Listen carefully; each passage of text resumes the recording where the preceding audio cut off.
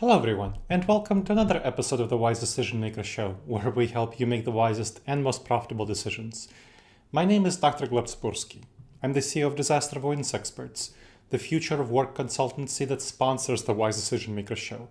And today I want to talk about how to empower workers to co-create the return to office, or if you already returned to office, the hybrid work schedule in such a way as to maximize engagement and productivity. Now, employee involvement in transitioning to hybrid work is really important, and that's not something that leaders do nearly sufficiently. Ignoring employees leads to frustration, resistance, and non-compliance, and nobody wants that. And I've seen that at the 24 companies that I helped figure out their transition to a hybrid work model, the importance of employee surveys and focus groups, getting them involved and having employee voices, helping employees feel like they're heard in the transition to figuring out the future of work model. And we see the same thing in the counterexamples. Amazon, Starbucks, Disney, Apple, and Lyft, and other large companies didn't include their employees nearly enough in the decision-making on the future of work, which resulted in these employees expressing a lot of frustration, a lot of resistance, a lot of non-compliance to the future of work, to their hybrid models. The employees felt excluded from decision-making when these companies imposed a one-size-fits-all hybrid model without real employee input and buy-in, which doesn't really work very well. Now, what does it mean to embrace employee preferences in hybrid work models? Well, according to a Gartner survey, it means not having simply a mandated hybrid work environment without employee buy-in. According to the survey, only 14% of digital workers preferred this environment. The large majority, 77%, so over 3/4, want a say in creating their hybrid work model. So it's crucial for leaders to involve employees in actual decision-making. And we need to adapt to shifting employee needs over time. Employee needs have evolved over the course of the pandemic, over the course of even the return to office mandates, and that requires organizations to respond thoughtfully and listen to the voice of the employee as much as they listen to the voice of the customer. So involve employee in hybrid schedule design to prevent attrition, increase retention, enhance employee buy-in and investment into the company, their loyalty, drive their engagement, employee engagement and morale, which all increases productivity. Now, what does it mean to design the perfect hybrid model?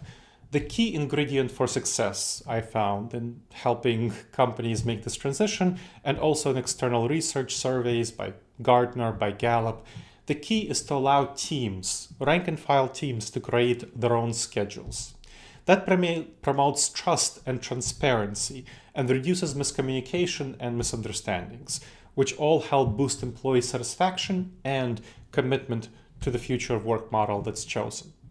Also, rethink hybrid meetings. We see hybrid meetings are currently perceived as less effective than other types of meetings. So the Gartner survey, going back to that, hybrid meetings ranked the second least productive type of meetings.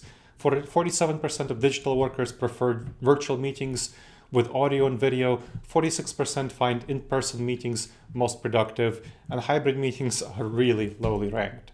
So it's crucial to make sure that hybrid meetings are a productive experience, and we can do that. How to make them more productive?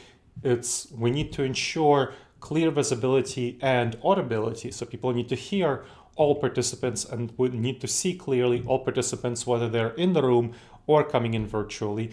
We need to have seamless interaction with in-meeting content and conversation, again, virtual participants and in the room. We have to have people joining in easily with a single button or link, because a number of people aren't as technically savvy, so making sure that they join in easily is really important. And we need seamless transition across operating systems and devices, because people don't all use the same device. And you want to also get some meeting experience feedback. So get some surveys and feedback from employees and see how they're doing and what can be done to improve their experience. We want to think about monitoring, but it's not simply monitoring keystrokes. It has to be trust-based, and employees need to make sure that they know, you need to make sure that employees know what's going on and that they trust that the monitoring system is going to help them. Because if they are suspicious of the monitoring system, that causes disengagement.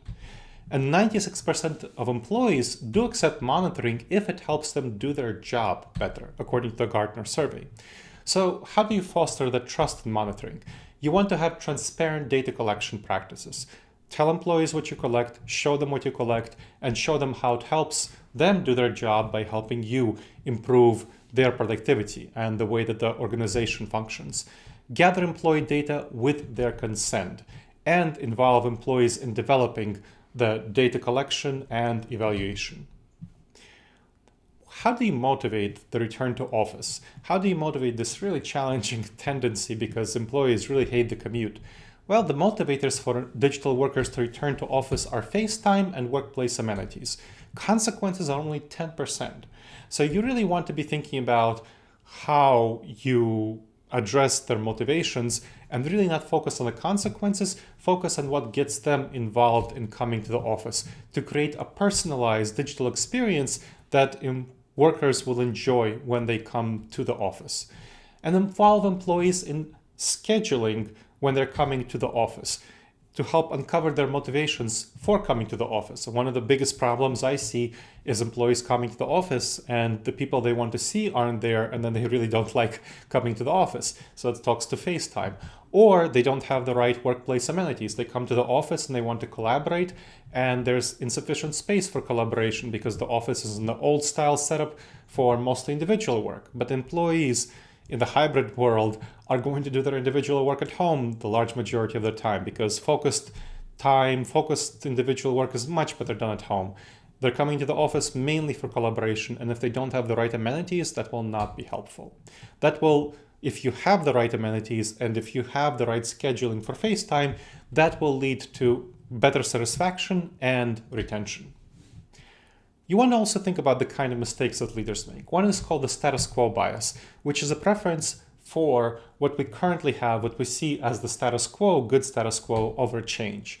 So leaders who are influenced by this bias are really reluctant to explore new ways of working, for example, involving employees in work schedule decisions. The leaders are used to making the decisions by themselves without employee input and buy-in. And that's a problem if you want to get employee investment and reduce attrition, improve engagement and satisfaction.